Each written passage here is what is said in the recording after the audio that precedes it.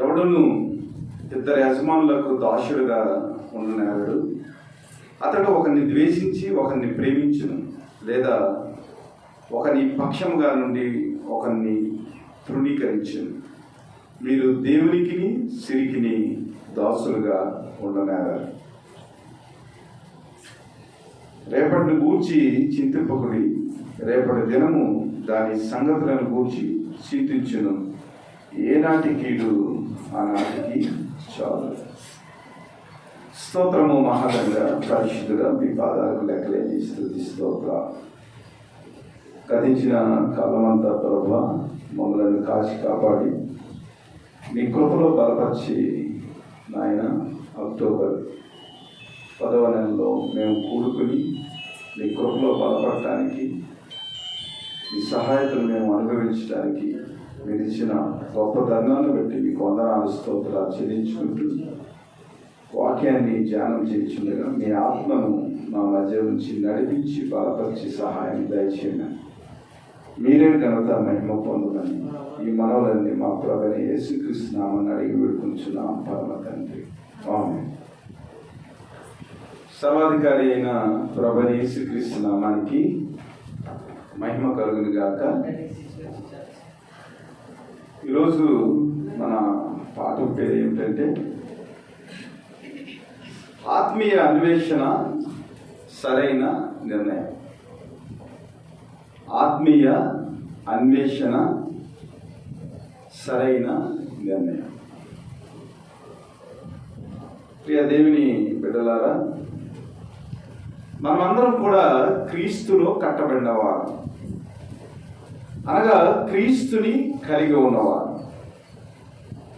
క్రీస్తుని కలిగి ఉన్న వారంగా మనం దేని కొరకు ఎదురు చూస్తూ ఉన్నాం, ఏ విషయాల మీద మనం దృష్టి పెడుతున్నాం, మన ఆత్మీయ నేత్రాలతో పరిస్థితులను అవగాహన చేసుకుని క్రీస్తుకి అనుగుణంగా మనం నిర్ణయాలు తీసుకుంటున్నామా లేదా? మనం తీసుకునే నిర్ణయాలలో దేవుని యొక్క నీతిని, దేవుని యొక్క రాజ్యాన్ని, దేవుని యొక్క మహిమను వెతికేవారుగా మనం ఉంటున్నామా? మనం తీసుకునే నిర్ణయాలు భౌతిక సంబంధమైన నిర్ణయాలుగా ఉంటున్నాయా, పరలోక సంబంధమైన నిర్ణయాలుగా ఉంటున్నావా? మన ఆత్మీయ నేత్రాలు ఏ దిశగా అడుగులు వేస్తున్నాయి? మన ఆలోచనలు, మన నిర్ణయాలు మనం దేవుని వెలుగులో ఉన్నట్లు చూపిస్తున్నాయా, లేదంటే మనం తీసుకున్న నిర్ణయాలను బట్టి మనం పాపంలో జీవిస్తున్నట్లు అవి చూపిస్తున్నాయా? మన కనుదృష్టి ఎలా ఉంది అనేది మనము ఈరోజు ధ్యానం చేయాలి. క్రైస్తవులుగా మనకు క్రీస్తుని గురించిన అన్వేషణ ఉండాలి. క్రీస్తులో మనం ఎందుకు కట్టబడ్డాం, అసలు క్రీస్తుని మనం ఎందుకు నమ్ముకున్నాం, మన ఆలోచన విధానం ఎలా ఉంటుంది అనే దాని గురించి ప్రతి నిత్యము కూడా మనము ఆలోచన చేయాలి. ప్రభువైన యేసుక్రీస్తు వారు కొండ మీద ప్రసంగంలో అనేక మంది వ్యక్తులకు ఆయన దేవుని యొక్క నీతిని, దేవుని యొక్క రాజ్యం గురించి, దేవుని యొక్క రాజ్య విలువల గురించి ఆయన చాలా ఉన్నతమైన విషయాలు అక్కడున్న ప్రజలతో మాట్లాడుతూ ఉన్నాడు. దేవుడు ప్రసంగం చేస్తూ ఉంటుంటే జనులు ఎలాగొచ్చారంటే ఆ స్థలంలో ఒకరికొకరు ఆ ప్రదేశం నుంచి కదలలేని పరిస్థితి, అంటే తొక్కిసలాటగా ప్రజలు ఉన్నారు. దేవుని యొక్క మాటలు వినేదానికి అంత ఆసక్తి కలిగి ఉన్నారు. అయితే దేవుడు మాట్లాడిన మాటలు వారు వినేసి వదిలేస్తున్నారా? దేవుడు చెప్పిన మాటలను ఆత్మీయ నేత్రాలతో వారు చూసి పాటించి క్రీస్తు యొక్క నీతిని, క్రీస్తు యొక్క రాజ్యాన్ని వెతికేవారుగా ఉంటున్నారా? ఆలోచన చేయాలి. ఈ రోజున క్రైస్తవ ప్రపంచం గురించి ఆలోచన చేసినప్పుడు అనేక మంది క్రైస్తవులు దేవుని వాక్యాన్ని వింటా ఉన్నారు. దేవుని యొక్క నీతిని గురించి ఆలోచన చేస్తూ ఉన్నారు. ఈ రోజున ఎన్ని ఛానల్స్లో దేవుని యొక్క వాక్యం వస్తుందో, ఇన్నాళ్ళ ఒక 5-6 ఛానల్స్లో రక్షణ టీవీ అని అలాగేలా కొన్ని ఛానల్స్ ఉండే. కానీ ఈ రోజున యూట్యూబ్ వచ్చింది. ఎంతమంది దైవ సేవకులు దేవుని యొక్క వాక్యాన్ని ప్రకటిస్తున్నారో. అయితే దేవుని వాక్యాన్ని విన్న ప్రజలు దేవుని వెలుగులో ఎంతవరకు నడుచుకుంటున్నారనేది ముఖ్యమైన ప్రశ్న. దేవుని వాక్యపు వెలుగును తమ జీవితాల్లో ఎంతవరకు వారు నిబంధన చేసుకుని దేవుని వాక్య ప్రకారము నడుచుకుంటున్నారు, ఎలాంటి నిర్ణయాలు తీసుకుంటున్నారు అనేది చాలా ముఖ్యమైన విషయం. మనం ఆత్మీయమైన అన్వేషణ చేయాలి. దేవుడు ఎలాగ నడవమన్నాడు, ఆత్మీయంగా మనం ఎలాగ ఎదగాలి, ఈ లోకానికి వేరుగా ఉండి పరిశుద్ధులుగా ఎలాగ జీవించాలి, ఏ ఏ విషయాల్లో ఎలాంటి నిర్ణయాలు తీసుకోవాలి, మనము తీసుకునే నిర్ణయము దేవుని యొక్క నీతికి, దేవుని యొక్క రాజ్యానికి సరిపోతుందా, మనం తీసుకున్న నిర్ణయాల్లో దేవుని యొక్క వెలుగును ఇతరులు చూడగలుగుతున్నారా, ఇవన్నీ కూడా ఈ రోజున ప్రశ్నలుగా మన ముందు ఉంచబడ్డాయి. దేవుని బిడ్డలారా, మనం చదువుకున్న వాక్య భాగాన్ని గురించి ఆలోచన చేసినట్లయితే ప్రభువు చాలా విషయాలు మాట్లాడాడు. ప్రార్థన గురించి మాట్లాడాడు, ఉపవాసం గురించి మాట్లాడాడు, మనం సంపూర్ణంగా ఎలా ఉండాలో క్రీస్తులు అనేది గురించి మాట్లాడాడు, వేషధారులుగా ఉండొద్దని మాట్లాడాడు, చాలా విషయాలు మాట్లాడాడు. ఈరోజు వాక్య భాగంలో 3 విషయాలు. దేవుణ్ణి వెతుకుతున్న మనము, దేవుని కొరకు ఎదురు చూస్తున్న మనము, ధనం విషయంలో, నిర్ణయాలు తీసుకుంటాం విషయంలో, క్రీస్తుని మహిమపరచడం విషయంలో మన యొక్క ప్రవర్తన ఎలా ఉందో ఆలోచన చేయాలి. భూమి మీద మీ కొరకు ధనము కూర్చుకునవద్దు, ఇక్కడ చిమ్మిటయు తుప్పును తినివేయును, దొంగలు కన్నం వేసి దొంగిలించారు. పరలోకమందు మీ కొరకు ధనము కూర్చుకొనుడి, అచ్చట చిమ్మిటైనను తుప్పైనను దాన్ని తినివేయదు, దొంగలు కన్నం వేసి దొంగిలించారు. నీ ధనం ఎక్కడుండునో అక్కడనే నీ హృదయం ఉండును అని ధనం గురించి దేవుడు మాట్లాడుతూ ఉన్నాడు. ఇక్కడ ధనము ఎక్కడ కూర్చుకోవాలి, ఎక్కడ కూర్చుకోకూడదు, 2 చాయిస్లు ఇచ్చాడు ప్రభు. ధనం విషయంలో భూలోకపరమైన విషయాల్లో ఎలాగ ఉండాలి, పరలోక సంబంధమైన విషయాల్లో ఎలాగ ఉండాలి. ఈ లోకంలో మనము ధనం సంపాదించుకున్నాం అనుకోండి, అదేమవుతుందంటే ఇక్కడ చిమ్మెటయు తుప్పును తినివేయును, దొంగలు కన్నము వేసి దొంగిలించారు.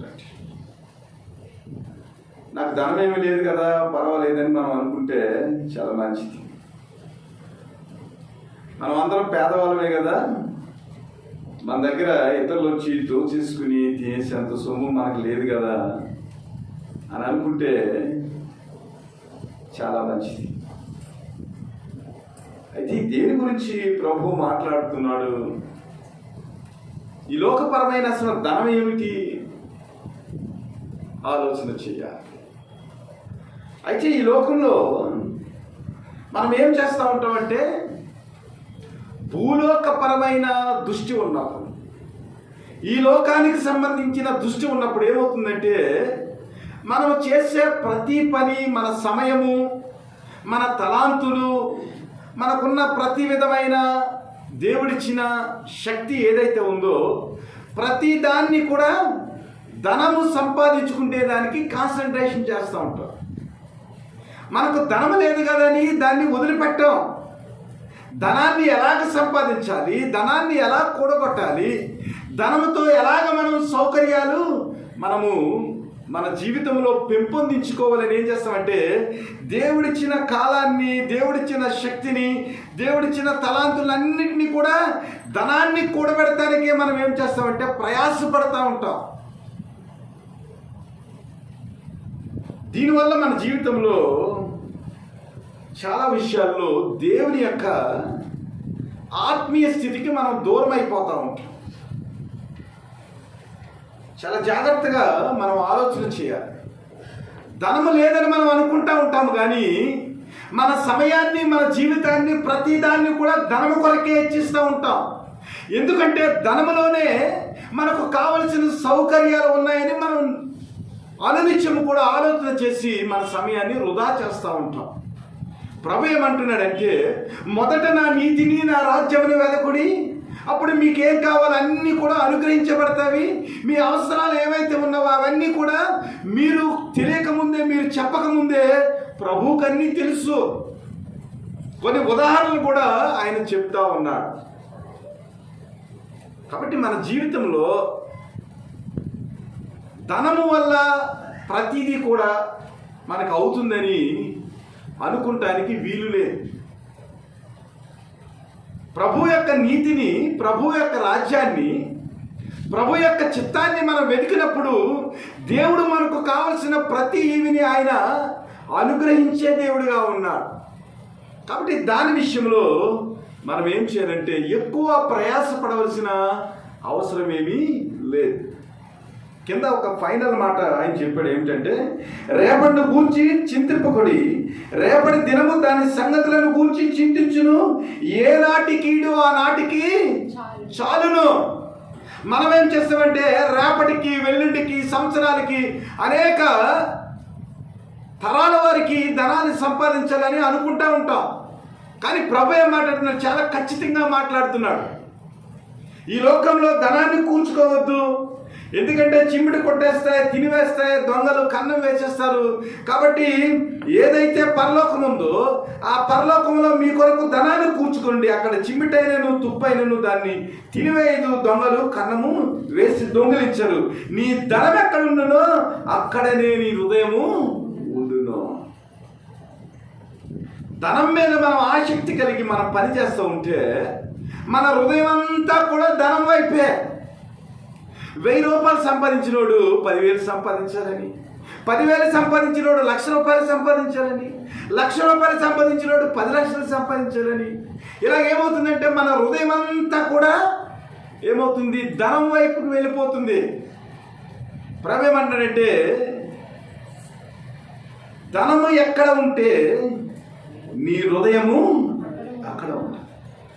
అంటే మన ధనము, మన యొక్క ఆలోచన, మనము తీసుకునే నిర్ణయాలు పరలోక సంబంధమైన నిర్ణయాలు తీసుకుంటున్నామా, లేదంటే భూలోక సంబంధమైన నిర్ణయాలు తీసుకుంటున్నామా? పరలోక సంబంధమైన ధనాన్ని కూర్చుకునే దానికి నిర్ణయాలు తీసుకుంటున్నామా, లేదంటే ఈ లోకపరమైన ధనాన్ని కూర్చుకునే దానికి మనం నిర్ణయాలు తీసుకుంటున్నాము? ఈ లోకపరంలో ధనం సంపాదించుకుంటానికి నిర్ణయాలు తీసుకుంటే మన యొక్క హృదయము, మన యొక్క ఆలోచన ఆత్మీయపరమైన అన్వేషణలోనికి ఎదగదు. కానీ ఈ లోకపరమైన విషయాల మీద మన అన్వేషణ ఉంటుంది. అందుకనే నీ ధనము ఎక్కడ ఉండునో నీ హృదయం కూడా అక్కడే ఉంటుంది. నువ్వు దేని కొరకు అన్వేషణ చేస్తున్నావో ఆ విషయాలలో నీ నిర్ణయాలు నువ్వు తీసుకునే, నువ్వు ప్రవర్తించే తీరు ఉంటుంది. కాబట్టి కొలస్సీ పత్రికలు అంటున్నాడు, మీరు పైనున్న వాటినే వెదకుడి. అక్కడ ప్రభువు ఉన్నాడు, ఆయన సింహాసనాసీనుడై ఉన్నాడు, ఆయన దగ్గర మీ జీవం ఉన్నది. కాబట్టి మీరు పై విషయాలను వెతుకుతూ ఉండండి. అంటే మన అన్వేషణ క్రైస్తవులుగా ప్రతి నిత్యము కూడా పరలోక సంబంధితమైన అన్వేషణగా ఉండాలి. ఈ లోకపరమైన అన్వేషణ కాదు. ఎందుకంటే ఈ లోకంలో ఉన్న ప్రతి అన్వేషణ కూడా లాస్ట్కి దాని యొక్క పరాకాష్ఠ ఏంటంటే ధనానికి సంబంధించే ఉంటుంది. మనం ధనము లేని వారిగా మనం ఉంటాం, కానీ మన ఆలోచన అంతా కూడా భూపరమైన అన్వేషణ ఏదైతే ఉందో, ఈ లోకపరమైన అన్వేషణ ఏదైతే ఉందో ఆ అన్వేషణ మీద నీ హృదయం పరిగెడతా ఉంటే దాని యొక్క తుది ఫలితము ధనం గురించే మనం పరిగెట్టేది. కాబట్టి మన అన్వేషణ ఈ లోకపరమైన అన్వేషణగా ఉందా, లేదా పరలోక సంబంధిత అన్వేషణగా ఉందా? మనం ఈ లోకపరమైన విషయాలలో మనం నిర్ణయాలు తీసుకుంటున్నామా, పరలోక సంబంధమైన విషయాల గురించి మనము నిర్ణయాలు తీసుకుంటున్నామా ఆలోచన చేయాలి. ధనం గురించి చాలా పెద్ద సబ్జెక్టు. ఒక మాట చెప్తాను. యోబు దీని గురించి మాట్లాడుతూ 31వ అధ్యాయము, యోబు గ్రంథము 31వ అధ్యాయము 24 నుంచి 27 వరకు చదవండి. సువర్ణము నాకు ఆధారం అనుకునే ఎడ్లను, నా ఆశ్రయము నీవేమని మేలిమి బంగారముతో నేను చెప్పిన ఎడ్లను, నా ఆస్తి గొప్పదని గాని, నా చేతికి విస్తార సొత్తు దొరికినని గాని నేను సంతోషించిన ఎడ్లను, సూర్యుడు ప్రకాశించినప్పుడు నేను అతనినే గాని, చంద్రుడు మిక్కిలి కాంతి కలిగి నడుచుచుండగా అతనినే గాని చూసి నా హృదయము రహస్యముగా ప్రేరేపింపబడి వారు తట్టు చూసి నా నోరు ముద్దు పెట్టిన ఎడ్లను, పరమునున్న దేవుని దృష్టికి నేను వేషధారిని అగుదును. ఎంత పెద్ద లెసనో. సువర్ణం చూసి, మన దగ్గర బంగారం ఉందనుకోండి, బంగారం చూసి ఇదిగో నాకు బంగారం ఉంది కదా, నాకు ఏ విధమైన కీడు జరగదని దాని మీద ఆధారపడి, నీ దగ్గర బంగారాన్ని చూసి ఓహో బంగారమా, నీవు ఉన్నావు కాబట్టి దేవుడు నాకు అవసరం లేదు, నీవే నా ఆశ్రయమని బంగారాన్ని చూసి కొంతమంది ఏం చేస్తారంటే, బంగారాన్ని చూసి నా దగ్గర ఇంత బంగారం ఉంది కదా, నాకు ఏదైనా వ్యాధి వచ్చినప్పుడు నా బంగారాన్ని నేను తాకట్టు పెట్టుకుని నా ఆరోగ్యాన్ని బాగు చేసుకుంటాను కదా. కొంతమంది ఏం చేస్తారంటే, రిటైర్మెంట్ అయిన తర్వాత పిల్లలకి ఏమీ డబ్బులు ఇవ్వకుండా వచ్చిన డబ్బులంతా కూడా వాళ్ళ దగ్గర పెట్టుకుంటారు. పిల్లల జీవితానికి ఏదైనా సౌకర్యవంతమైన పని చేయలేని ఆలోచన కూడా ఉండదు. ఒకవేళ ఎవడు చూస్తాడు నన్ను? మన దృష్టి దేని మీద ఆధారపడి ఉందనేది చాలా విషయాలలో మనం గమనించుకుంటా ఉండాలి. నా చేతికి విస్తారమైన సొమ్ము దొరికినని నేను సంతోషించిన ఎడల, సూర్యుడు ప్రకాశించినప్పుడు నేను అతన్నే కానీ, చంద్రుడు మిక్కిలి కాంతి కలిగి నడుచుచుండగా అతన్నే కానీ చూసి నా హృదయము రహస్యముగా ప్రేరేపింపబడి వారి తట్టు చూసి నా నోరు ముద్దు పెట్టుకునే ఎడల. ఇదేంటి తెలుసా? ఇశ్రాయేలు జీవితంలో శకునాలు చూసేవారు. వారు చంద్రుని చూసి, సూర్యుని చూసి నమస్కారం చేసేవారు. విచిత్రం ఏమిటంటే, చాలామంది క్రైస్తవులు అయిన తర్వాత దేవుడు దీవించాడు, బోడంత డబ్బు వచ్చింది. అప్పటి వరకు దరిద్రంలో ఉన్నప్పుడు, పాకలో ఉన్నప్పుడు, పూరు గుడిసెలో ఉన్నప్పుడు వారికి ఏమి సిద్ధాంతాలు, శకునాలు ఏమి ఉండవు. ఇల్లు కట్టే స్తోమత దేవుడు ఇచ్చేటప్పటికి ఒక డాబా వేసుకోవాలనుకునేటప్పటికి ఆడ ఏ సైన్యం చూస్తూ ఉంటాడు. ఏదైనా ఒక పని చేయాలంటే వాడు ముహూర్తం చూస్తూ ఉంటాడు. అప్పటి వరకు వాడి జీవితంలో ఏమీ ఉండదు, అసలు తినడానికి భోజనమే ఉండదు. కానీ దేవుడు ఇల్లు కట్టుకుంటాకి స్తోమత ఇచ్చిన తర్వాత వాడు సూర్యుడి వైపు, చంద్రుడి వైపు, శకునం వైపు, మూలల వైపు చూస్తూ ఉంటాడు. యోబు ఏం మాట్లాడుతున్నాడంటే, నా హృదయము రహస్యముగా ప్రేరేపింపబడి వారు తట్టు చూసి నా నోరు ముద్దు పెట్టుకునే ఎడల పరమందున్న దేవుని దృష్టికి నేను వేషధారిని అగుదును. ఇక్కడ విషయాలు కొండ మీద ఉన్న ప్రజలకు చెప్తున్నాడు దేవుడు. కొండ మీద ఉన్న ప్రజలతో పాటు పరిసయ్యులు ఉన్నారు, శాస్త్రులు ఉన్నారు. వీరు ధర్మశాస్త్రం ప్రకారం శకునాలు, ముహూర్తాలు, రకరకాల పరిస్థితుల్లో వారి జీవితం ఉంది. దేవుని మీద పరిపూర్ణమైన నమ్మకం లేదు. వారి ఆత్మీయమైన పరిస్థితుల్లో వారి యొక్క అన్వేషణ ఈ లోకపరమైన విషయాల్లో ఎలాగ ఎదగాలి, ఈ లోకంలో ఎలాగ పేరు సంపాదించుకోవాలి, ఎలాంటి వస్త్రాలు నేను కట్టుకోవాలి, ఇతరుల మీద భారాన్ని ఎలాగ నేను దించాలి, ఈ విషయాల్లోనే వారు ఉన్నారు. కానీ దేవుని యొక్క ఆత్మీయ స్థితిలో ఎదిగేదానికి ధర్మశాస్త్రం యొక్క నిజమైన స్వరూపం ఏమిటి, అందులో ఉన్న ప్రేమ ఏమిటి, దేవుడు ఎందుకు చెప్పాడు, ఈ ఆజ్ఞలు ఎందుకు ఇచ్చాడు, ఇతరుల ఎడల మనం ధర్మశాస్త్రం విషయంలో ఎలాగ ప్రవర్తించాలి, మన యొక్క ప్రవర్తనను మనం ఎలాగ సరి చేసుకోవాలి, ఈ విషయాలు కాకుండా వారు ఏం చేస్తున్నారంటే శకునాలు, ముహూర్తాలు, అన్యదేవతల వైపు చూసి దేవుణ్ణి విసర్జించిన వ్యక్తులుగా వారి జీవితాలు కనబడుతున్నాయి. మన జీవితంలో కూడా దేవుడు మంచి సౌకర్యాలు ఇచ్చినప్పుడు ఒకవేళ మన యొక్క హృదయము రహస్యముగా ప్రేరేపింపబడి ఈ లోకపరమైన చంద్రుని వైపు, ఈ లోకపరమైన సూర్యుని వైపు, ఈ లోకపరమైన మూలల వైపు, ఈ లోకపరమైన దిక్కుల వైపు మనం చూసినట్లయితే పరమందున్న దేవుని దృష్టికి నీవు వేషధారి అవుదు. గమనించుకోవాలి. మన యొక్క ఆత్మీయ అన్వేషణ, మన ఎదురు చూపు ఏ విషయాల్లో మనం ఎదుగుతున్నాము, ఏ విషయాల్లో మనము ఆచారాలను ఎలాగ ఆచరిస్తున్నామో ప్రతి విషయంలో కూడా మనము చెక్ చేసుకోవాలి. మన యొక్క అన్వేషణ ఏమిటి, మనం తీసుకునే నిర్ణయాలు ఏమిటి. కీర్తన గ్రంథము 39వ అధ్యాయము 6వ వచనం. మనుషులు వట్టి నీడ వంటి వారై తిరుగులాడుదురు, వారు తొందరపడుట గాలికే కదా. వారు ధనము కూర్చుకుందరు కానీ అది ఎవరికి చేజిక్కునో వారికి తెలియదు.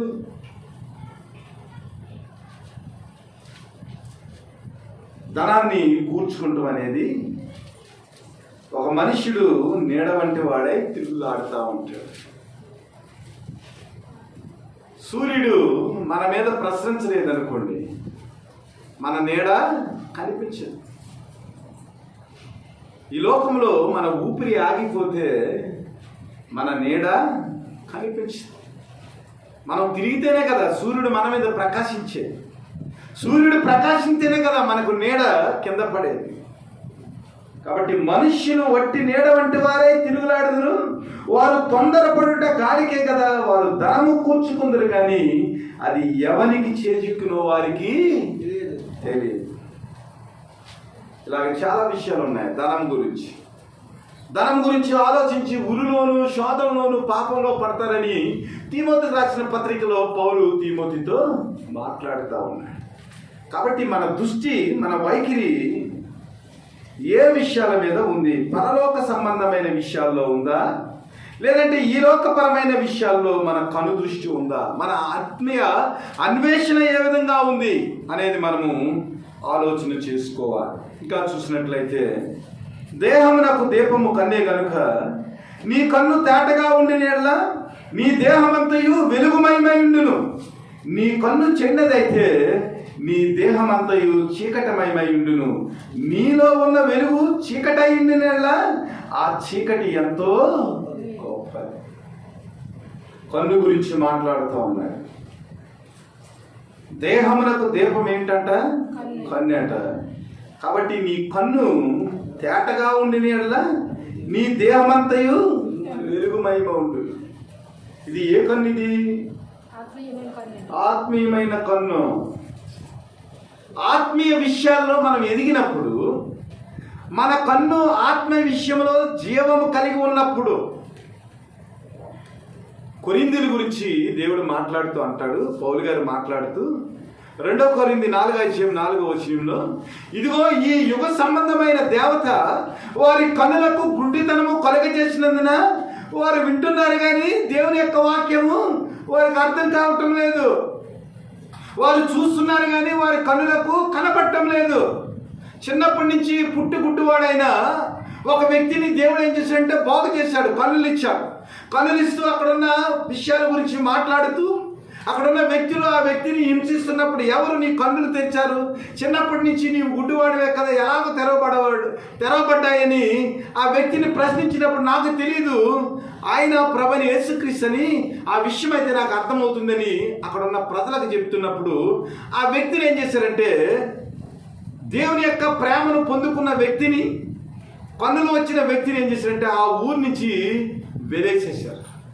వెలేసిన తర్వాత ప్రభువైన యేసుక్రీస్తు వారు ఆ వ్యక్తి దగ్గరికి వచ్చి, నా నిమిత్తము నీవు స్వస్థత పొందావు, కానీ ఇక్కడున్న శాస్త్రులు పరిచయులు నీవు సరిగా సమాధానం చెప్పలేదని, వారికి అనుగుణంగా నీవు మాట్లాడలేదని నిన్ను వెలివేశారు, నువ్వేమనుకుంటున్నావు అని అన్నప్పుడు, ప్రభువా నేనైతే నిన్ను నమ్ముతున్నానని తన విశ్వాసాన్ని ప్రకటించారు. ప్రకటించినప్పుడు ప్రభువైన యేసుక్రీస్తు ఆ వ్యక్తితో మాట్లాడుతూ అంటున్నారు, ఇదిగో కన్నులు గలవారందరూ కూడా గుడ్డివారయ్యారు, గుడ్డివారందరూ కూడా కన్నులు గలవారయ్యారని అక్కడ ఆ వ్యక్తితో దేవుడు మాట్లాడుతూ ఉన్నాడు. అంటే ఎవరైతే దేవుని యందు విశ్వాసం ఉంచారో వారందరూ కూడా ఆత్మీయమైన కన్నులతో దేవుని యొక్క విశ్వాసంలో వారు బలపడిన వ్యక్తులుగా ఉన్నారు.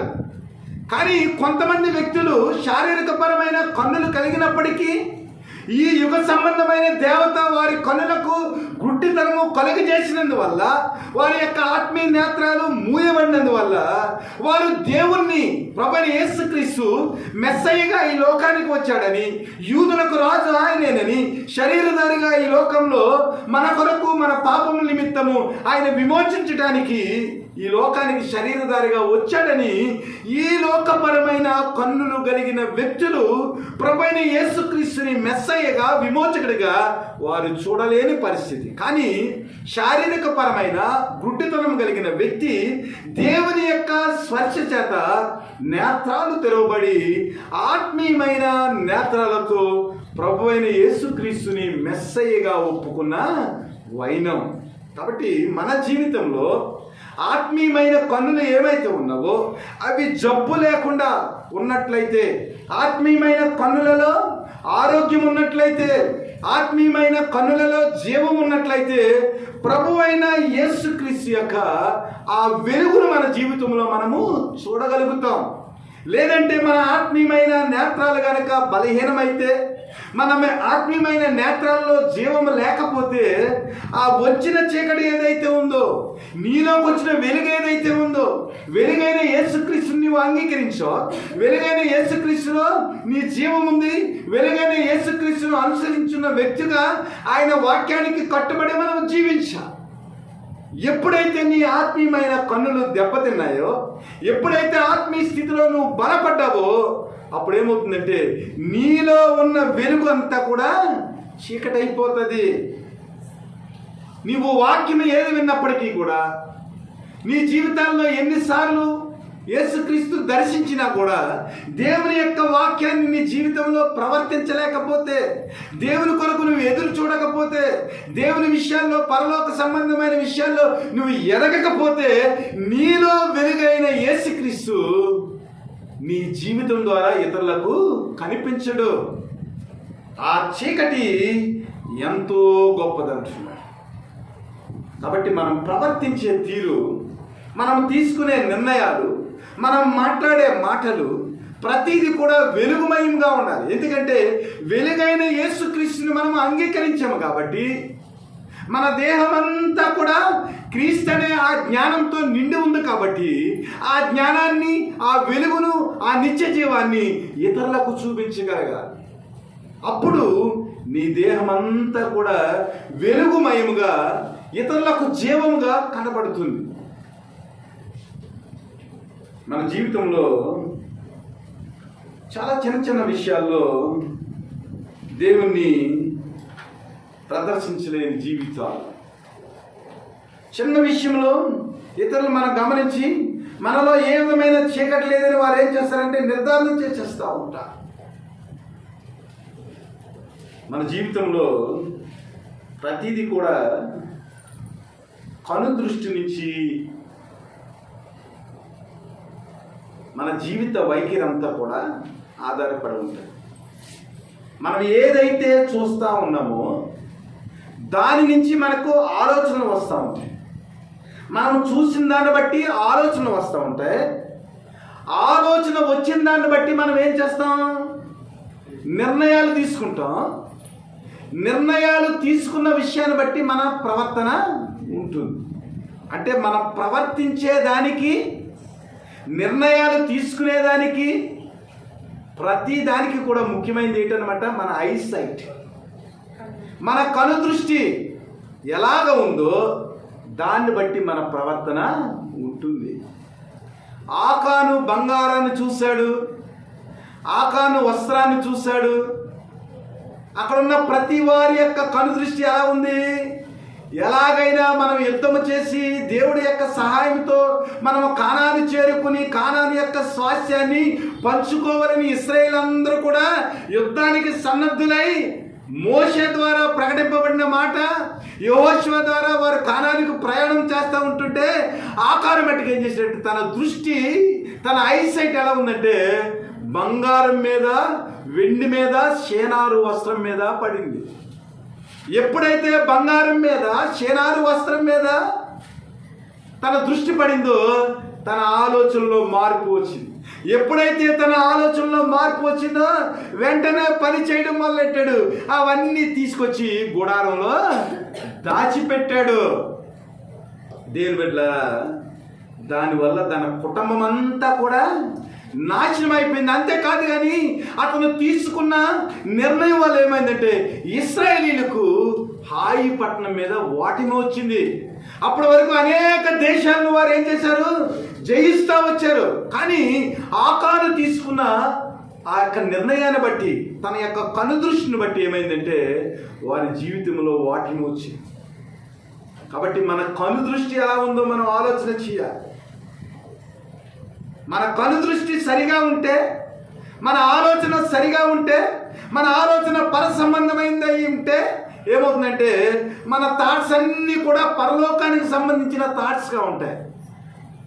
మన నిర్ణయాలన్నీ కూడా పరలోకానికి సంబంధించిన నిర్ణయాలు ఉంటాయి. ఆ నిర్ణయాల ద్వారా మనం చేసే పనులన్నీ కూడా పరలోకానికి సంబంధించిన పనులుగా ఉంటాయి. కాబట్టి మన ఐసైట్ విషయం, మన కనుదృష్టి విషయంలో మనం చాలా జాగ్రత్తగా ఉండాలి. ఎందుకంటే ప్రభు అన్నాడు, దేహమునకు దీపము కన్నే కనుక నీ కన్ను తేటగా ఉండినేట్లా నీ దేహమంతయు వెలుగుమయమై ఉండును. నీ కన్ను దృష్టి ఎలా ఉంటుందో. ఈ రోజున యూత్ అంతా పాడైపోతే కారణం ఏమిటండి? సెల్ ఫోన్ కంటే ముందు వారి కన్ను దృష్టి. యూత్ పాడైపోతే eyesight is very important. All the sinful desires come from the eyesight. మన వెధవ ఆలోచనలన్నీ కూడా కను దృష్టి నుంచే వస్తాయి.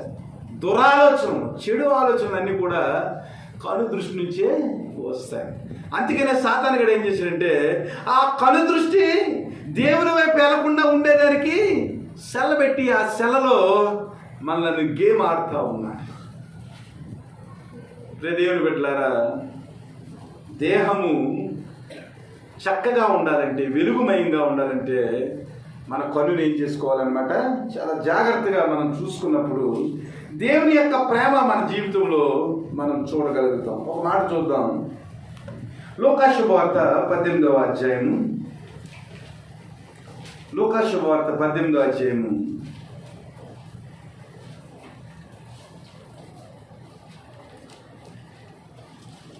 22వ వచనం ఒకసారి చూడండి. యేసు విని నీకొక్క ఒకటి కొదువుగా ఉన్నది, నీకు కలిగినవన్నీ అమ్మి పేదలకిమ్ము, అప్పుడు పరలోకమందు నీకు ధనము కలుగును, నీవు వచ్చి నన్ను వెంబడింపమని అతనితో చెప్పెను. అతడు మిక్కిలి ధనవంతుడు గనక ఈ మాటలు విని మిక్కిలి వ్యసనపడగా యేసు అతనిని చూసి, ఆస్తి గలవారు దేవుని రాజ్యంలో ప్రవేశించుట ఎంతో దుర్లభము, ధనవంతుడు దేవుని రాజ్యంలో ప్రవేశించుట కంటే సూది బెజ్యంలో ఒంటె దూరుట సులభమని చెప్పాను.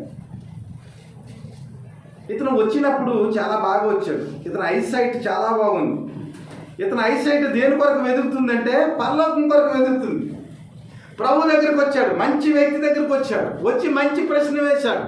ప్రభు, నేను పరలోకానికి వెళ్ళాలంటే ఏమి చేయాలి అని అడిగాడు. నువ్వు ధర్మశాస్త్రాన్ని పాటిస్తున్నావా? పాటిస్తా ఉన్నాను.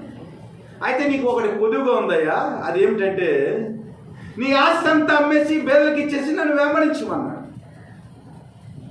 కానీ అతను ఏం చేశాడంటే మిక్కిలి ధనవంతుడు గనక యేసు చెప్పిన మాటలు విని వ్యసనపడి వెనక్కి తిరిగి వెళ్ళిపోయాడు.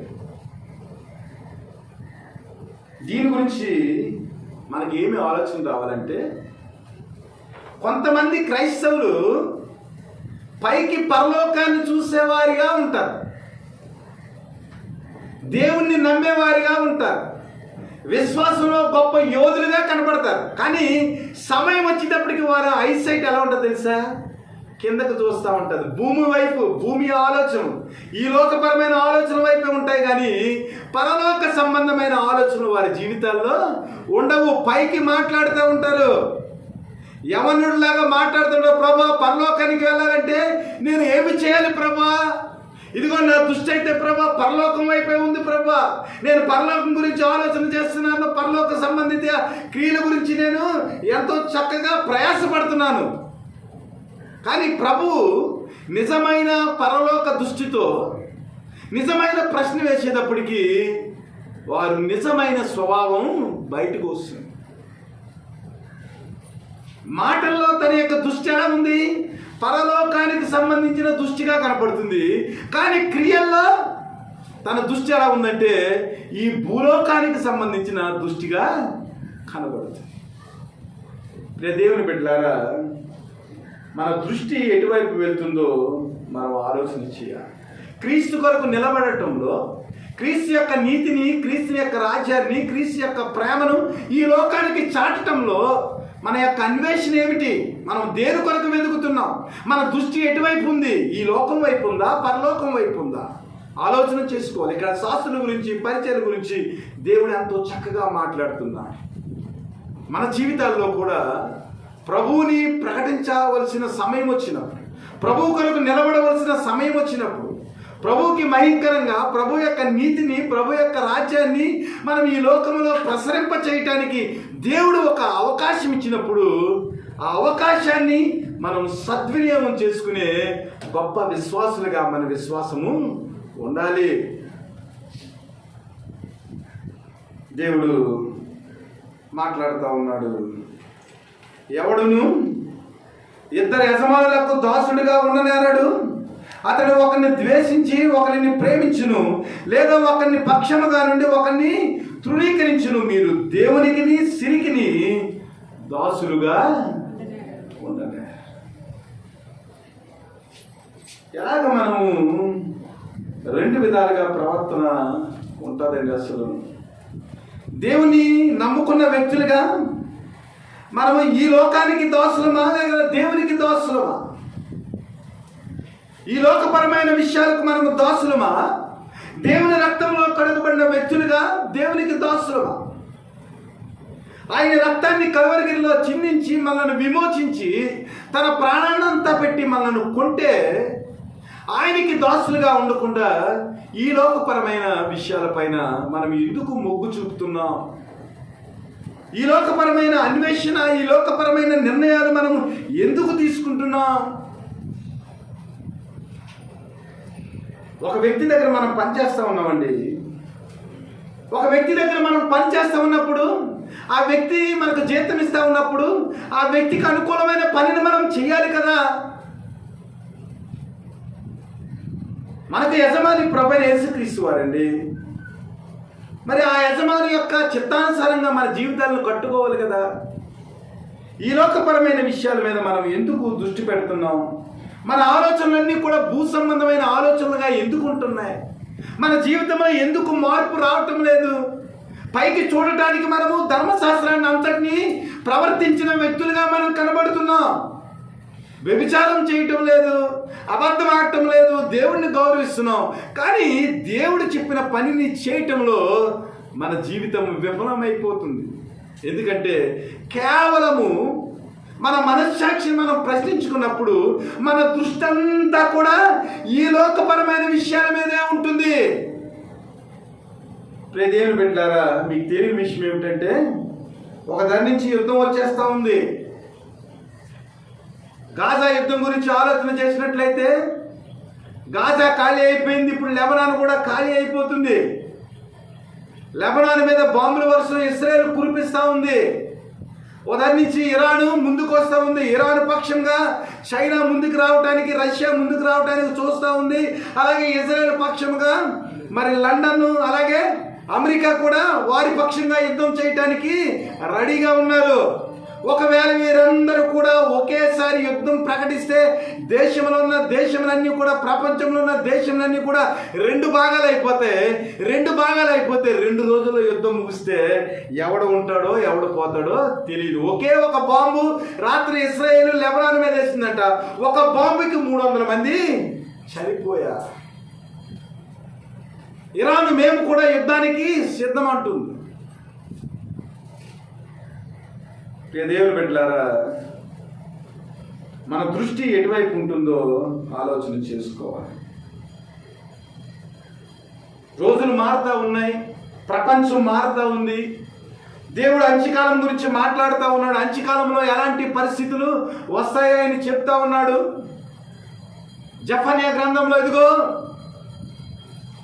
లెబనాను అలాగే గాజా పట్టణం అన్నీ కూడా నిర్జలమైన ప్రదేశాలుగా అయిపోతూ ఉంటాయి.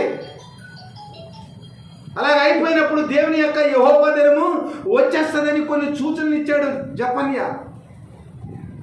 కానీ క్రైస్తవ జీవితంలో పరలోక సంబంధమైన అన్వేషణ, పరలోక సంబంధమైన దృష్టి, పరలోక సంబంధమైన యజమాని మనకు ఉన్నాడనే ఆ విచక్షణ క్రైస్తవులకు మట్టికి పెరగటం లేదు. పైకి దేవుని యొక్క ధర్మశాస్త్రాన్ని, దేవుని యొక్క వాక్యాన్ని ప్రకటించే వారిగా, ప్రతి ఆదివారము సంఘానికి హాజరయ్యే వ్యక్తులుగా, దేవుడు నిర్ణయించిన కాలంలో ఆయన బలలో చేసే వ్యక్తులుగా మనం కనబడుతున్నాము. కానీ దేవుని యొక్క యథార్థమైన నీతిని, యథార్థమైన రాజ్యాన్ని మనము వెతికే వారిగా మన జీవితాల్లో దేవుని యొక్క వెలుగు కనపడటం లేదని మనం జ్ఞాపకం చేసుకోవాలి. ఎందుకంటే ఏనాడి కీడు ఆనాడికి చాలును. రేపటి దినం గురించి రేపు జ్ఞాపకం చేసుకుంటా. రేపటి దినం గురించి ఈరోజు నువ్వు ఎందుకు ఆలోచన చేస్తున్నావు? ఈరోజు దేవుడిచ్చిన దేవునికి కృతజ్ఞతలు చెల్లించి ఈ రోజులోనే, ఈ 24 గంటల్లోనే మనం ఏం చేయాలంటే ఎంతో కొంత సమయం దేవునికి మహిమకరంగా జీవించేదానికి మన జీవితాల్లో మనం పొందుకున్న వెలుగును ఇతరులకు చూపించగలగాలి. అలా కాకుండా మన దృష్టి ఈ లోకం వైపుకే ఉన్నట్లయితే దేవుడు మాట్లాడుతూ ఉన్నాడు, అనేక విషయాలు మాట్లాడుతూ ఉన్నాడు. రూతు గ్రంథం గురించి మనం ఆలోచన చేసినప్పుడు బెత్లెహేంలో కరువు వచ్చిందండి. బెత్లెహేం అనగా రొట్టెల ఇల్లు. బెత్లెహేం ఆశీర్వదింపబడుతుందని, యెరూషలేము ప్రజలు ఎన్ని కష్టాలు వచ్చినా దేవుని యొక్క ఓదార్పు ఉంటుందని, దేవుని యొక్క తోడు ఉంటుందని ఎన్నో వాగ్దానాలు యెరూషలేము ప్రజలకు, అక్కడున్న ఇశ్రాయేలీయులకు ఉన్నవి. కానీ నయోమి దేవుని యొక్క వాక్యాన్ని ఎరిగిన వ్యక్తిగా బెత్లెహేములో కరువు వచ్చేటప్పటికి ఏం చేసిందంటే మోయాబు దేశానికి వెళ్ళిపోయింది. బెత్లెహేములో కరువు వచ్చిందని నయోమి ఏం చేసిందంటే సమృద్ధిని చేతిలో పట్టుకుని మోయాబు దేశానికి వెళ్ళింది. మోయాబు దేశానికి వెళ్ళిన తర్వాత తన భర్త చనిపోయాడు, 2 కుమారులు చనిపోయారు. సమృద్ధితో కరువు వస్తుందని వెళ్ళిన నయోమి కరువు హృదయముతో, ఏడుపు ముఖముతో బెత్లెహేము యొక్క సమృద్ధిని గూర్చి విని మరలా యెరూషలేముకు వచ్చినట్లుగా మనం చూస్తాము. అంటే మనము తీసుకున్న నిర్ణయాలు ఎలా ఉంటాయనేది ఆలోచన చేసుకోండి. కరువు వస్తాడని భయపడి సమృద్ధితో మోయాబు దేశం వెళ్ళింది. తన భర్తను కోల్పోయింది, 2 కుమారులను, యవనస్తులను కోల్పోయింది. తన జీవితంలో శాంతి లేదు, సమాధానం లేదు. ఎందుకంటే తన దృష్టి బెత్లెహేమును దేవుడు దీవిస్తాడని, అది రొట్టెల ఇల్లని, దేవుడిచ్చిన ప్రజలకు దేవుడి యొక్క ప్రేమ వారి జీవితాల్లో అనుభవించడానికి సమృద్ధిగా ఉంటుందని తెలుసు కూడా నయం ఏం చేసిందంటే మోయాబు దేశం వెళ్ళి. మన జీవితంలో నిర్ణయాలు ఎలాగ తీసుకుంటున్నాం ఆలోచన చేయండి. దేవుని కొరకు మనం ఎలాగ కట్టుబడి దేవుని కొరకు మనం జీవించగలుగుతున్నాం? మన దృష్టి ఎలాగుంది? మన అన్వేషణ ఎటువైపు? మన అన్వేషణ మోయాబు వైపా? మన అన్వేషణ పరమ యెరూషలేము వైపా? ఆలోచన చేసుకోండి. తర్వాత ఇద్దరు కోడలతోటి బయలుదేరింది బెత్లెహేముకి. ఒక కోడలతో అన్నది, వార్ప్ అనే కోడలతో అన్నది, అమ్మా నువ్వు వెళ్ళి మళ్ళీ వెనక్కి వెళ్ళిపోయి మోయాబు దేశం వెళ్ళి పెళ్లి చేసుకో, మేము మరలా కేమోషు దేవతల నాళ్ళను కూడా నీ భజనలో నువ్వు ఉండని చెప్పింది. వార్ప ఏం చేసిందంటే నిర్ణయం తీసుకుంటాంలో అప్పటి వరకు దేవుని గురించి కొంత తెలిసినా కూడా దేవుని మీద విశ్వాసం లేక మరలా ఏమైంది? మోయాబు దేశానికి వెళ్ళిపోయింది వార్ప. బైబిల్లో వార్ప యొక్క చరిత్ర ఇంకా రాయబడలేదు. కానీ అదే మోయాబు దేశానికి చెందిన రూతు నిర్ణయం తీసుకుంటంలో, ఆమె దేవుని కొరకు విన్నది, దేవునిలో తన విశ్వాసాన్ని పెంపొందించుకున్నది. కాబట్టి నయోమి వెళ్ళిపోమన్నా కూడా రూతు వెళ్లకుండా ఒక మంచి మాట మాట్లాడింది. అత్త, మరణం తప్ప నిన్ను నన్ను ఏది వేరు చేయకూడదు. నీ దేవుడే నా దేవుడు, నీ ప్రజలే నా ప్రజలు. తన విశ్వాసాన్ని వ్యక్తపరిచింది, తన నిర్ణయాన్ని ఖచ్చితంగా తీసుకుంది. ఒకవేళ మరణమైనా కూడా అత్తమ్మ, నీతోనే ఉంటాను, నీ ప్రజలతోనే ఉంటాను, నీవు పూజించుచున్న దేవుడే నా దేవుడు. మన జీవితంలో కరువు వచ్చినప్పుడు, మన జీవితంలో క్షామం వచ్చినప్పుడు, మన జీవితంలో ఇబ్బందులు వచ్చినప్పుడు మన యొక్క నిర్ణయాలు ఎలా ఉంటున్నాయి? మోయాబు వైపు మనం తిరుగుతున్నామా, లేదంటే దేవుడు దీవించిన ఆ సుందరమైన యెరూషలేము వైపు మన దృష్టి ఉందా? ఆలోచన చేయాలి. తర్వాత రూతు యొక్క జీవితాన్ని గురించి మనం ఆలోచన చేసినట్లయితే ఎంతో దీవించబడిన స్త్రీగా రూతు యొక్క జీవితము మనం చూస్తూ ఉంటాం. కాబట్టి మన దృష్టి ఎటువైపు ఉన్నదో దాన్ని బట్టి మన జీవితంలో ఆశీర్వాదం ఉంటుంది. మనం ఏదైతే నిర్ణయం తీసుకున్నామో దాన్ని బట్టి దేవుని యొక్క సమృద్ధి, దేవుని యొక్క ఆశీర్వాదం మన జీవితాల్లో అది కుమ్మరించబడుతుంది. ఒక్కొక్కసారి మనం తీసుకున్న నిర్ణయాలు కఠిన పరిస్థితుల్లో దేవుని కొరకు నిలబడే ఆ తీసుకునే నిర్ణయాలు కొంత మనకు శ్రమ పెట్టొచ్చు, కానీ దాని యొక్క తుది ఫలితాన్ని కనుక ఆలోచన చేసినట్లయితే చాలా భాగ్యవంతమైన, మనోహరమైన పరిస్థితిలోనికి మనలను నడిపిస్తూ ఉంది. ఇశ్రాయేలుతో ఏలియా మాట్లాడుతూ ఉన్నాడు. ఇదిగో మీకు దేవత అయితే దాన్నే మొక్కండి, యెహోవా దేవుడైతే యెహోవాను మీరు మొక్కండి. రెండు తలంపుల మధ్య మీరు ఎలాగ ఉంటారు? ఈ లోకానికి సంబంధించిన తలంపుల్లో ఉంటే ఈ లోకానికి సంబంధించిన దేవతలను మీరు పూజించండి, బయలుకి మీరు ఆరాధన చేయండి. యెహోవాయే మీ దేవుడని మీరు అనుకుంటే దేవుణ్ణే మీరు నమ్ముకోండి. రెండు తలంపుల మధ్య మీరు ఉండటానికి వీలు లేదు. మీరు సిరికిని దేవునికి దాసులు కాలేరు. ఇద్దరు యజమానులకు మీరు దాసులు కాలేరు. మీరు విమోచించిన క్రీస్తు వైపైన మీ జీవితాన్ని నడిపించుకోండి, లేదంటే ఈ లోకపరమైన దృష్టి ఉంటే గనక ఈ లోకంలోనైనా మీరు జీవించాలి. మీరు వెచ్చగానైనా ఉండండి, చల్లగానైనా ఉండండి. నులివెచ్చగా కనుక మీరు ఉన్నట్లయితే నా నోటిలో నుంచి మిమ్మల్ని కక్కివేస్తానని లౌదైక్య సంఘంతో దేవుడు మాట్లాడుతాడు. కాబట్టి క్రైస్తవులుగా మన ఆత్మీయ అన్వేషణ పరలోక సంబంధమైన అన్వేషణలాగే ఉండాలి తప్ప ఈ లోక సంబంధమైన డౌన్ ఫాల్లో మనం ఉండటానికి వీలు లేదు. మన దేవుడైన క్రీస్తు వైపే మనము తిరిగే వ్యక్తులుగా, క్రీస్తు కొరకు నిలబడే వ్యక్తులుగా, క్రీస్తులో మన జీవితాలను కట్టుకునే వ్యక్తులుగా, క్రీస్తే మనకు ప్రభువుగా మన జీవితాలకు ఉన్నప్పుడు దేవుని యొక్క ఆశీర్వాదాన్ని మనం పొందుకుంటానికి దేవుడు సహాయం చేస్తూ ఉంటాడు. షడ్రకు, మేషకు, అబేద్నెగో గురించి మనం చూసినప్పుడు దూరైన ప్రాంతంలో ఆ విగ్రహానికి మొక్కమన్నప్పుడు నేను ఉండగా మిమ్మల్ని ఏ దేవుడు రక్షిస్తాడన్నాడు నెబుకద్నెజరు. అసలు ఏ దేవుడైనా మిమ్మల్ని రక్షించగలడా? అగ్నిగుండంలో వేసేటప్పుడు ఒకవేళ మా దేవుడు రక్షింపకపోయినా పర్వాలేదు, సజీవుడైన దేవుడు తప్ప ఇంకెవరికి మేము మొక్కము. మా జీవితాలు పోయినప్పటికీ కూడా క్రీస్తే మా దేవుడు. ఆ తర్వాత మనం చూసినట్లయితే అదే రాజు చెప్తా ఉన్నాడు, ఇదిగో నిజమైన జీవం గల దేవుడు, వీరి దేవుడు, అగ్నిగుండంలోని వీరిని రక్షించిన దేవుడే సర్వలోకానికి దేవుడని 127 సంవత్సరాల్లో దేవుణ్ణి నమ్మాలని ఒక పత్రిక రాసి ఏం చేశారంటే అక్కడ ఉన్న ప్రజలకందరికీ కూడా దేవుని యొక్క నామాన్ని బయలుపరిచారు. అక్కడ ఉన్న ప్రజలందరూ కూడా ఒకే రాజ్యముగా నెబుకద్నెజరు రాజ్యం కిందకు వచ్చి అందరూ రాజులు కూడా నెబుకద్నెజరునే మొక్కాలని, నెబుకద్నెజరు తయారు చేసిన ప్రతిమకు వారు నమస్కారం చేయాలని వారి ప్లాను. కానీ ఆ షడ్రకు, మేషకు, అబేద్నెగోలు వారు దేవుని కొరకు నిలబడటం వల్ల, వారు దేవుని కొరకు మంచి నిర్ణయం తీసుకుంటాం వల్ల అక్కడున్న రాజులందరూ కూడా నెబుకద్నెజరు దేవుడు కాదు కానీ షడ్రకు, మేషకు, అబేద్నెగోలను రక్షించిన దేవుడే దేవుడని అక్కడ ఉన్న ప్రజలందరూ నమ్మటానికి దేవుడు ఆ వ్యక్తులను వాడుకున్నాడు. నీ కనుదృష్టి, నా కనుదృష్టి పరలోకం వైపు ఉంటే, క్రీస్తుని మనం నిజంగా విశ్వసించగలిగితే, మన ద్వారా ఈ లోకంలోని ప్రజలందరూ కూడా దేవుణ్ణి నమ్మేదానికి, దేవుణ్ణి విశ్వసించేదానికి నీ జీవితము, నా జీవితము కూడా ఒక క్రైస్తవ పత్రిక కింద ఇతరులకు బోధిస్తూ ఉంటుంది.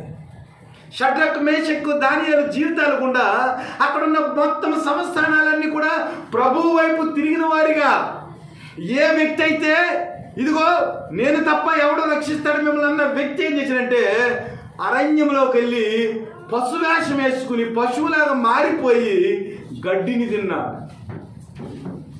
దేవుని బిడ్డలారా, నీ జీవితం, నా జీవితము క్రీస్తు కొరకు ఒకవేళ నిలవబడితే, దేవుని యొక్క ప్రేమను మనం ఈ లోకానికి చాటగలిగితే, అందరి దృష్టి కూడా దేవుని వైపు మరలుతుంది. అలా కాకుండా నీ దృష్టే ఈ లోకం వైపు ఉంటే నిన్ను చూసి ఎవరు మారుతారు? నన్ను చూసి ఎవరు మారుతారు? క్రీస్తు కొరకు నిలబడకుండా క్రీస్తును ప్రకటించాలంటే మాటల్లోనే మనం ప్రకటిస్తామా? మన క్రియల ద్వారా క్రీస్తును మనం ప్రకటించలేమా? క్రీస్తు మాటలతోనే కాదు కానీ ఆయన క్రియారూపంలో సిలువకెక్కి మన కొరకు ఆయన రక్తాన్ని చిందించాడు కదా, మనల్ని విమోచించాడు కదా, ఆయన క్రియను కలవరి శిలువలో మనందరి కొరకు చూపించాడు కదా. షడ్రకు, మేషకు, అబేద్నెగోలాగా మనం క్రియలు దేవుని కొరకు ఎందుకు చేయలేకపోతున్నాం? ఏలీయాలాగా మనం క్రియలు ఎందుకు చేయలేకపోతున్నాం? ఎలీషాలాగా మనం క్రియలు ఎందుకు చేయలేకపోతున్నాం? యెహోషువలాగా మనం క్రియలు ఎందుకు చేయలేకపోతున్నాం? మన దృష్టి ఏమిటి? మన అన్వేషణ ఏమిటి? మనము తీసుకునే నిర్ణయాలు ఈ లోకానికి సంబంధించిన నిర్ణయాలుగా ఉన్నావా? ప్రభు కొరకు మనం జీవించే నిర్ణయాలుగా ఉంటున్నావా? ప్రియ దేవుని బిడ్డలారా, ఆలోచన చేయండి. దేవుని యొక్క ప్రేమని ఈ లోకానికి చాటేదానికి మనకు ఒకే ఒక యజమాని, ప్రభు అయిన యేసుక్రీస్తు. ఆ యేసుక్రీస్తు యజమానిగా మన జీవితాల్లోకి వచ్చినప్పుడు దేవుని యొక్క ప్రేమను ఈ లోకానికి చాటే ఒక షడ్రకు, మేషకులాగా, ఒక అబేద్నెగోలాగా, ఒక దానియేలులాగా మన జీవితము క్రీస్తులో కట్టబడాలనేది దేవుని యొక్క ప్రేమగా ఉందని మనం జ్ఞాపకం చేసుకోవాలి. యెహోషువ గ్రంథము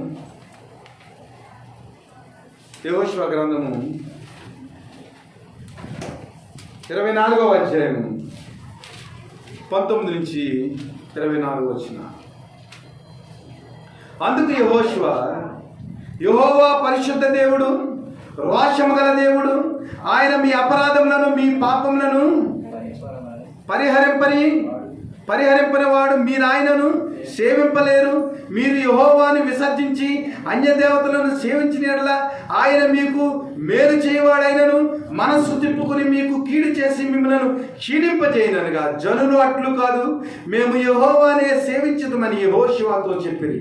అప్పుడు యెహోషువ, మీరు యెహోవానే సేవించదమని ఆయనను కోరుకున్నందున మిమ్మును గూర్చి మీరు సాక్షులై ఉన్నారనగా మేము సాక్షులమే అని. అందుకతడు, అలాగైతే మీ మధ్యనున్న అన్య దేవతలను తొలగించి ఇశ్రాయేలు దేవుడైన యెహోవా తట్టు మీ హృదయములను తిప్పుకొనుడని చెప్పారు.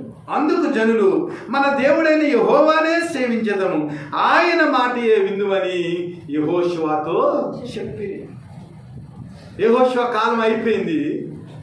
110 సంవత్సరాలు వచ్చేసినాయి ఆయనకి. ప్రభు దగ్గరికి వెళ్ళిపోతున్నాడు. ఇశ్రాయేలు అందరినీ పిలిచాడు, చెప్పాడు, ఇదిగో దేవుని బిడ్డలారా, దేవుడు ఇన్ని గొప్ప కార్యాలు చేశాడు. ఐగుప్తులో మీరు బానిసలుగా ఉన్నారు, అక్కడి నుంచి ఆయన విడిపించి కానానికి తీసుకొచ్చాడు. కానానులో ఉన్న స్వాస్థ్యాన్ని అంతటి మీకు ఇచ్చాడు. మీరు మంచి స్థిరులుగా ఉన్నారు. ఇప్పుడు కానాన్లో పాలు తేనెలు ప్రవహించే దేశంలో మీరు ఉన్నారు. కాబట్టి మీరు మీ దృష్టి ఎటువైపు ఉందో దేవుని వైపు కాకుండా ఈ లోకం వైపు సమృద్ధిని బట్టి మీరు ఒకవేళ తిరిగిపోతున్నారేమో. దేవుడిచ్చిన బంగారాన్ని బట్టి, దేవుడిచ్చిన వసతులను బట్టి ఒకవేళ వేషధారులుగా మీ జీవితం అయిపోతుందేమో. ఇదిగో ఒక ఫైనల్ చాయిస్ మీకు ఇస్తున్నాను. నేనైతే, నా కుటుంబం అయితే మేమేం చేస్తామంటే యెహోవానే మేము మ్రొక్కుతాము. నేను, నా ఇంటి వారిని కూడా యెహోవానే సేవిస్తాం. మరి మీ పని ఏమిటి?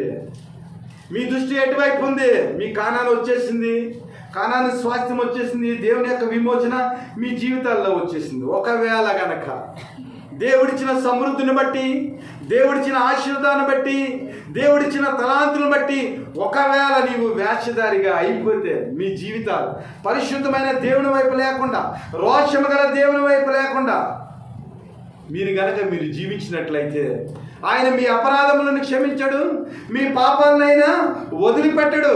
ఆయన యొక్క స్వభావాన్ని బట్టి ఆయన మేలు చేసేవాడిగా ఉన్నప్పటికీ ఒకవేళ మీకు గనక దేవుడిని మీ యజమానిగా పెట్టుకోకపోతే ఆయన ఏం చేస్తాడంటే మీకు కీడు చేస్తాడు. కాబట్టి మీకు ఒక చాయిస్ ఇస్తున్నాను, మీరు నిర్ణయం తీసుకోండి.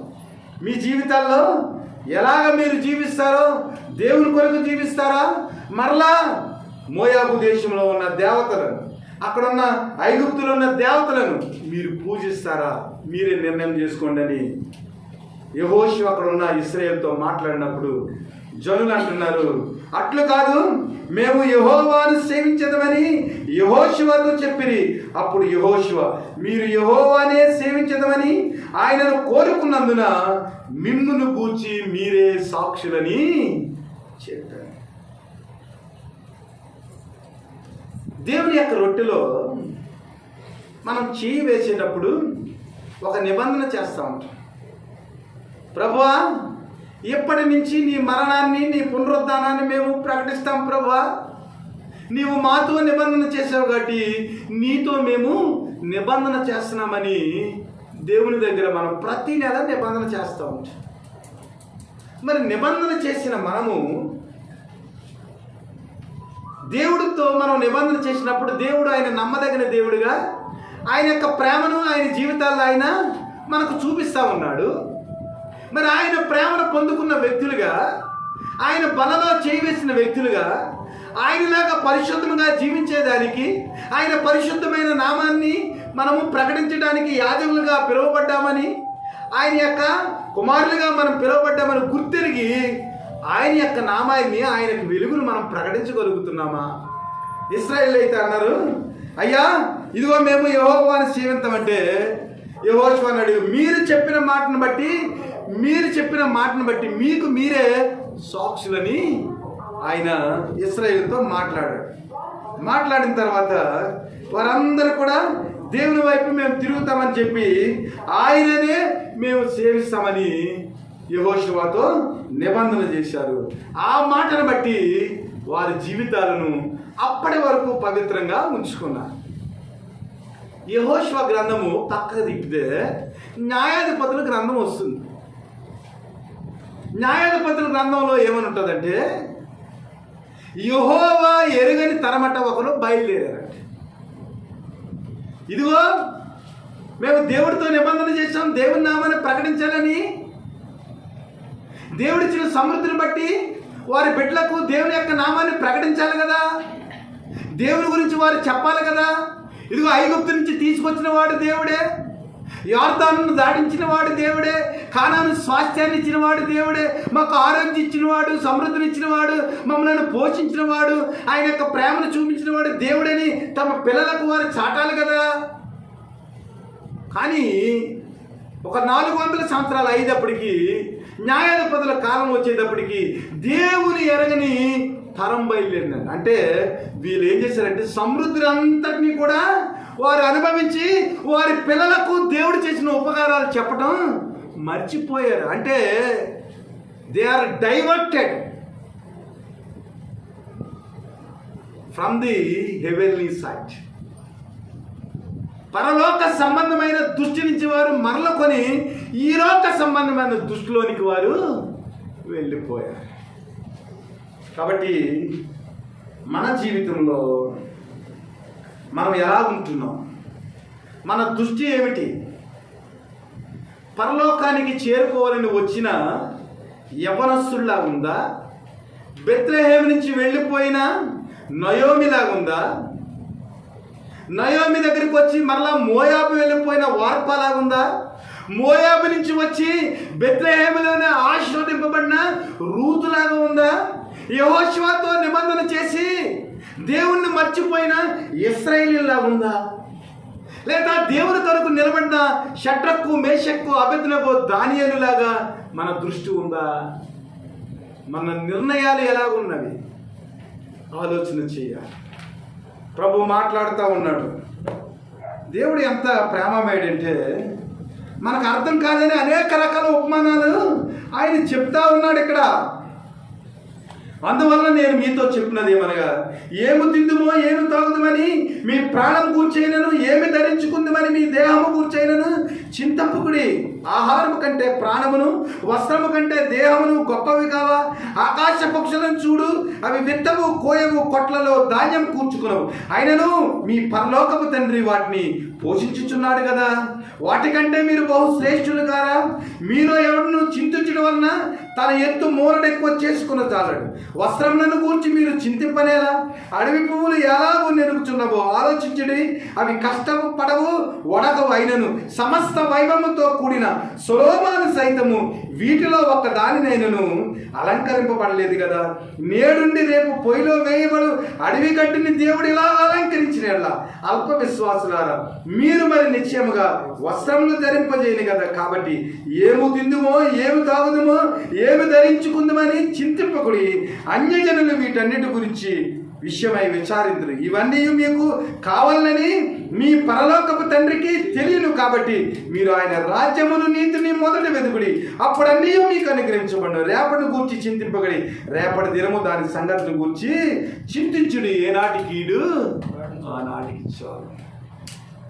సొలొమోను ఎంతో సంపాదించుకున్నాడండి. ఒక పువ్వును సృష్టించమనండి,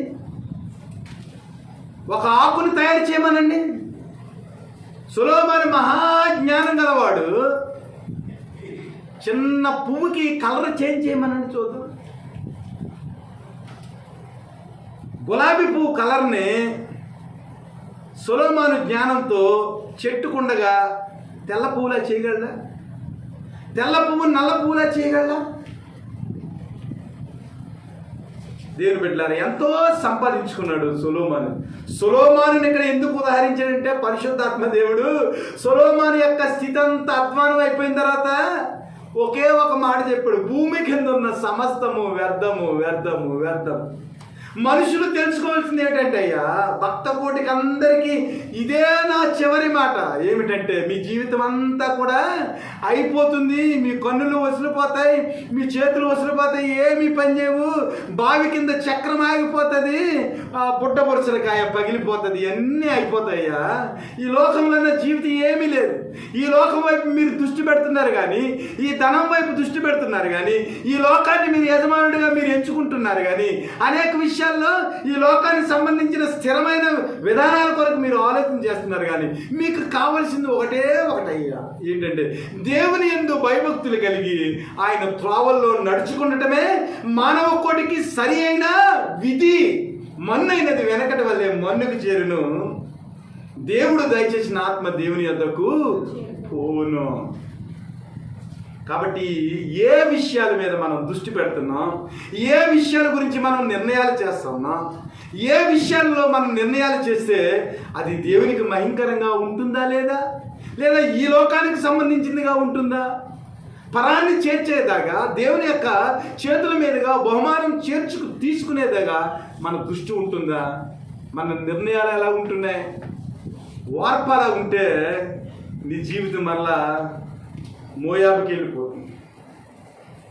రూతులా ఉంటే నీ జీవితం, నీ గర్భం నుంచి యేసుక్రీస్తు ఉదయిస్తాడు.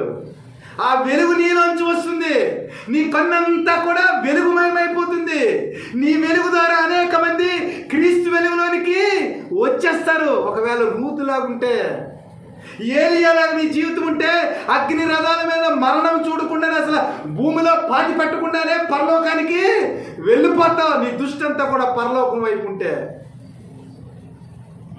ఒకవేళ యోబులాగా నీ దృష్టి ఉంటే, ఇదిగో ప్రభా ఈ లోకంలో ఉన్న బంగారాన్ని చూసి నా జీవితం ఒకవేళ మంచిగా ఉంటుందని నేను అనుకుంటున్నానేమో ప్రభా, అలాంటి వాటి గురించి నేను ఆలోచన చేసినట్లయితే ఈ లోకంలో పరమందున్నా నీ దృష్టికి నేను వేషధారణ అయిపోతాను ప్రభు అని తన మట్టికి తాను తగ్గించుకుని దేవుని యొక్క పాదాల చేత ప్రాధాయపడిన యోబు రెండంతల ఆశీర్వాదాన్ని పొందుకున్న వ్యక్తిగా కనబడుతూ ఉన్నాడు. కాబట్టి వాట్ ఈజ్ అవర్ డెసిషన్ అనేది ఇస్ వెరీ ఇంపార్టెంట్.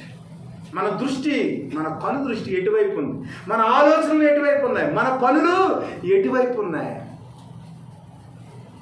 మనకి నిజమైన యజమానుడిగా ప్రభువైన యేసుక్రీస్తు మనకు కనబడుతున్నాడా? విశ్వాసమునకు కర్త అయిన యేసు వైపు చూస్తూ మన జీవితాన్ని కట్టుకుంటున్నామా? ఆయన వైపే చూస్తూ మన ఆలోచనలు నడిపించుకుంటున్నామా? ఎలా ఉంది మన జీవితం? ఆలోచన చేసుకోవాలి. ఎందుకంటే ప్రభు అంటున్నాడు, దేని గురించి చింతించింది? పక్షులను చూడవు, ఎత్తవు, కోయవు, కానీ దేవుడు వాటికి ఆహారం ఇస్తా ఉన్నాడు.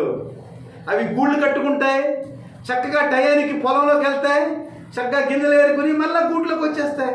ఆ పొలంలోకి వెళ్ళినప్పటికీ ఆ విత్తనాలు సమకూర్చేవాడు ఎవరు? ప్రభువే. ఒకవేళ పక్షులు చక్కగా అలా ఉన్నాయి కదని మనం ఏం పని చేయకుండా ఇంట్లో కూర్చుంటే భోజనం రాదు. పక్షులు గూడు కట్టుకుంటాయి, గూడు కట్టుకుని ఉదయంలో పొలాలకు వెళ్తాయి, విత్తనాలు వేరుకుంటే మళ్ళా గూట్లోకి వస్తాయి. అయితే వాటి యొక్క కష్టాన్ని చూసి అవి పొలంలోకి వెళ్ళినప్పుడు విత్తనాలు దొరికేదానికి ఆ ప్రావిజన్ ఇచ్చినవాడు దేవుడే. అలాగే నువ్వు దేవుని మీద భారం వేసి నువ్వు పని చేస్తా ఉంటే నీకు సకల సమృద్ధి దయచేసేవాడు, నీ గూట్లో నువ్వు చక్కగా ఉండేదానికి సామర్థ్యత కలిగజేసేవాడు ప్రభువే. దేని గురించి మన విచారం? అడవిలో అలంకరింపబడిన పూలు చూడండి, ఎవడ నీరు పోసాడండి వాటికి, ఎవడ పెంచాడండి వాటిని? కానీ అలాంటి అడవి పూలు చక్కగా అలంకరించబడ్డాయి. మరి దేవుని యొక్క స్వరూపంలో, దేవుని యొక్క పోలికలో ఆయన ఆత్మచేత మనుషులుగా మార్చబడిన మనము దేనికి మనం చింతిస్తున్నాం? దేని కొరకు మనం వెంపర్లాడుతున్నాం? ఆలోచన చేయాలి. ప్రియ దేవుని బిడ్డలారా, ఒకే ఒక మాట, జెఫన్యా గ్రంథము 2వ అధ్యాయము 1వ వచనం.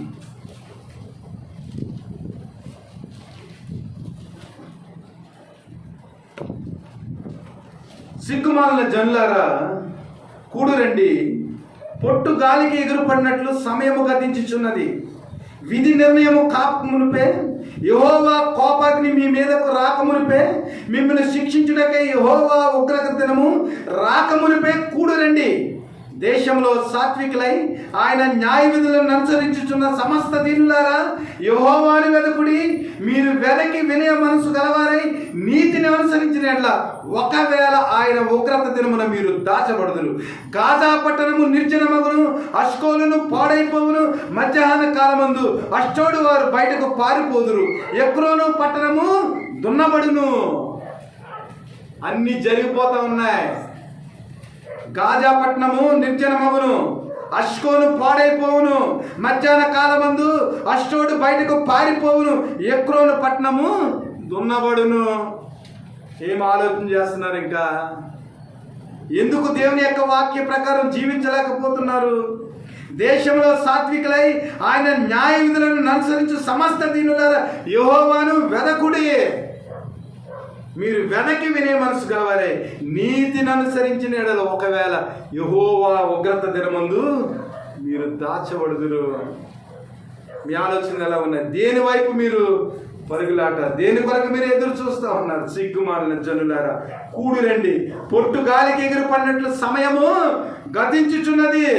విధి నిర్ణయము కాకమునిపే, యెహోవా కోపాగ్ని మీ మీద రాకమునిపే, మిమ్మల్ని శిక్షించుటకై యెహోవా ఉగ్రత దినము రాకమునిపే కూడిరండి, కూడిరండి. దేవుని వైపు తిరగాలని, దేవుని యొక్క సమయం దగ్గరగా ఉందని, దేవుని యొక్క ఉగ్రత దినం వచ్చేస్తుందని, గాజా పట్టణము నిర్జనం అయిపోయిందని, అస్కోలు పాడైపోతుందని, ఇవన్నీ కూడా జెఫన్యా ద్వారా దేవుడు రాసి ఉంచాడు. దేవుని యొక్క వాక్యం మనతో మాట్లాడుతూ ఉంది. కాబట్టి మన ఆత్మీయ అన్వేషణ ఎటువైపు? లోకం వైపా, దేవుని వైపా? మన ఆత్మీయ నిర్ణయాలు ఎటువైపు? లోకం వైపా, దేవుని వైపా? ఇదే దేవుని బిడ్డలారా, ప్రభు ఒక ఛాన్స్ ఇస్తున్నాడు. ఇదే మిక్కిలి అనుకూల సమయం, ఇదే మిక్కిలి రక్షణ దినం అంటున్నాడు. యెహోవా ఉగ్రత దినము రాకమునుపై దేశంలో సాత్వికులై ఆయన న్యాయ విధులను అనుసరించుచున్న సమస్త దీనులారా యెహోవాను వెదకుడి. మీరు వెదకి వినే మనసు గలవారే నీతిని అనుసరించిన వేళ ఒకవేళ మీరు దాచబడతారేమో. ప్రియ దేవుని బిడ్డలారా, సమయం వచ్చేస్తుంది. దేవుడు వచ్చేస్తే మనం ఏమవుతామంట? పొట్టు గాలికి ఎగురినట్టు సమయము అంతా ఖర్చు అయిపోతుంది. మన జీవితాల్లో సమయం ఖర్చు అయిపోతుంది.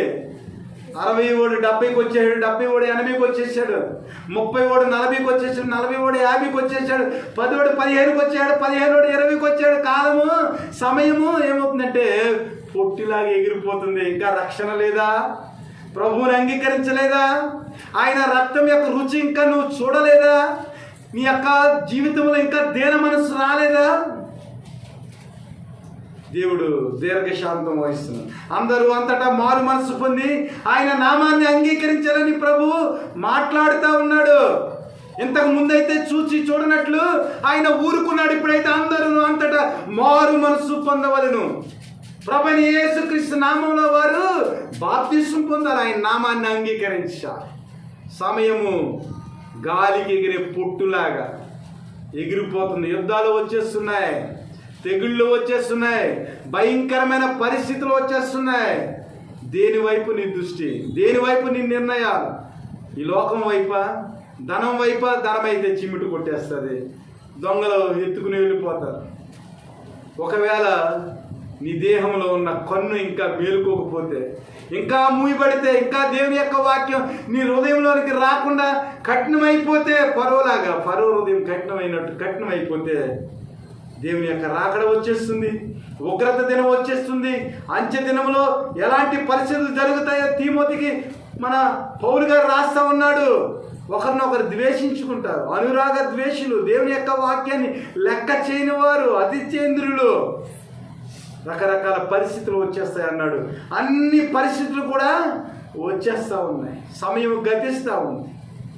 దేవుని యొక్క దీర్ఘశాంతాన్ని ఇంకా మనం ఇంకా ఇంకా ఇంకా ఇంకా మనము ఆయనను పరిశోధిస్తే, ఆయన పరిశీలన చేస్తూ ఉంటే అనేక విషయాలు మనకు అర్థమవుతాయి. దేవుని యొక్క దీర్ఘశాంతం ఇంకా మన జీవితంలో కృపాకాలంగా ఎందుకు ఉందో గమనించి జపనీయ చెప్తున్నాడు, యెహోవాను వెదకుడి, మీరు వెతికి వినే మనసు గలవారే నీతిని అనుసరించినారు.